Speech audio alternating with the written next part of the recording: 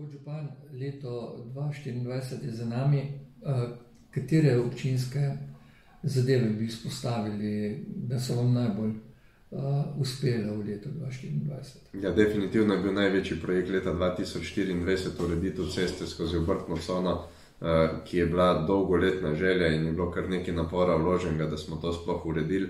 Kot veste, je tukaj zraven drug projekt občine Hrastnik, ki naj bi pomagal obema velikima podjetjima v spodnjem delu Hrastnika, ki je zaradi tega čakal na uporabno dovoljenje. Tako da to je bilo en kup enih povezav, prepletenih zgodb, tako da jaz sem vesel, da smo zdaj zaključili s tem delom. Nekaj manjših del se še v potoku ureja, s tem se je povečala ne samo vhod v občino Hrastnik, s tem se je izboljšal tudi dostopnost za tovorna vozila v tovarno kemičnih izdelkov, ki vsi vemo, da smo na tem delu večkrat čakali tovornjake, da so lahko višinsko premagali zadeve.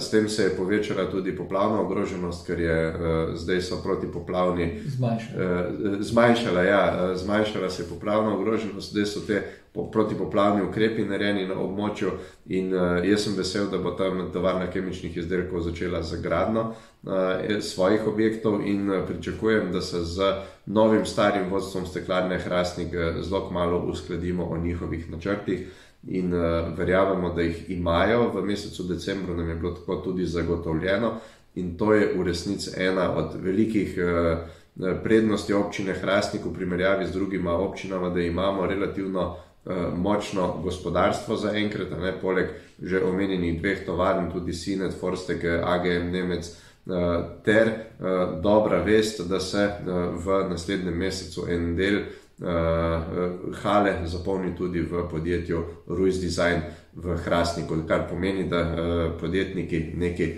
investirajo, pripravljajo neke zadeve, ker če bojo delovna mesta in stanovanja, ki jih v Zasavju kvalitetnih stanovanj primanjkuje, sem prepričan, da se bomo razvijali v pravo smer.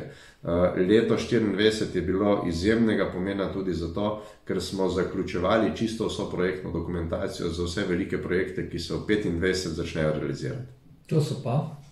To so pa, kot že omenjeno, 84 stanovanj na Resnici, kjer naj bi v bistvu imeli 3 investitorje.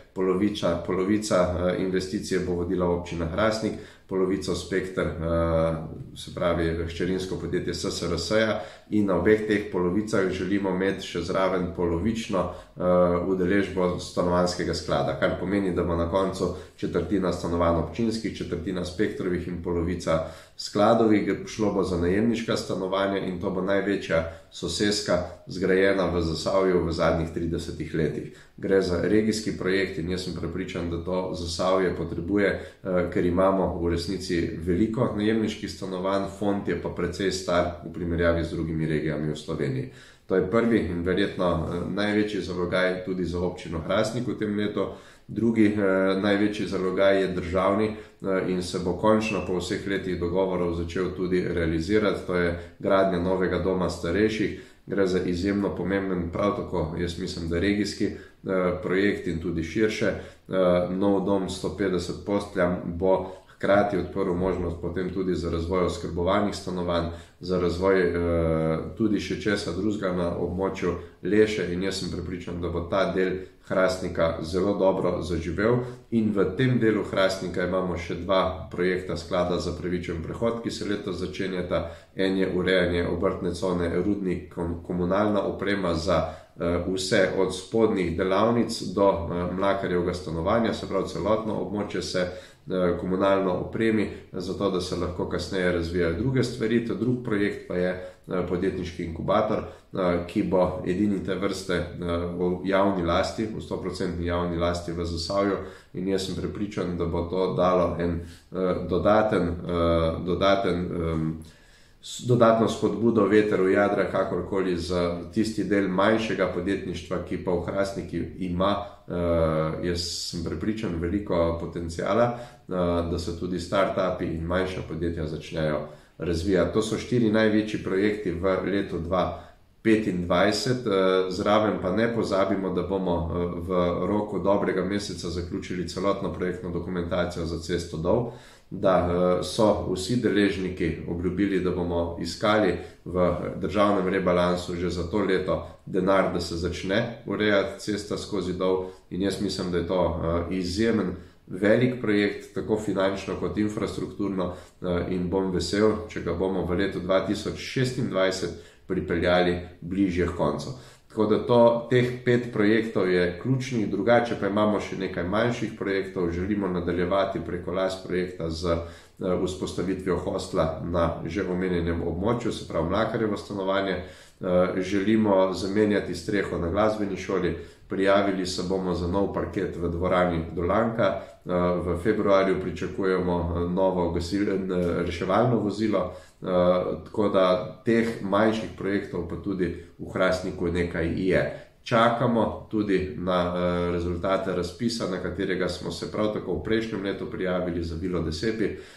Gre za razpis, kjer bi si želeli z 1 milijonom začeti obnovo te lansko leto okroglo 130 let stare lepotice, ki je v Hrastniku in je verjetno edina tovrstna stavba, ne le v Zasavju, temveč tudi na Slovenskem. Jaz sem prepričan, da so to projekti, ki grejo v pravo smer.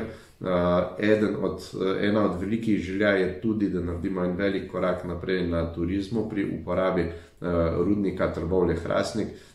Tukaj se pa, to je potrebno povedati, skupaj z pristojnim ministrstvom, z drugima ministrstvoma, ki bi tukaj lahko, se pravi, gre za ministrstva za naravne vire in prostor, za kohezijo ter tudi za kulturo, želimo najti formo, kako se bo dal rudniške prostore ali pa bom rekel bivše energetske prostore, ker je tukaj zraven tudi trboveljski dimnik v igri, uporabljati za potrebe turizma. Jaz mislim, da na birokratskem nivoju tem letu lahko naredimo velike korake naprej in začrtamo smernice, da bomo, upam, 2026 začeli že z vlaganji v to infrastrukturo in tudi z delnim upravljanjem.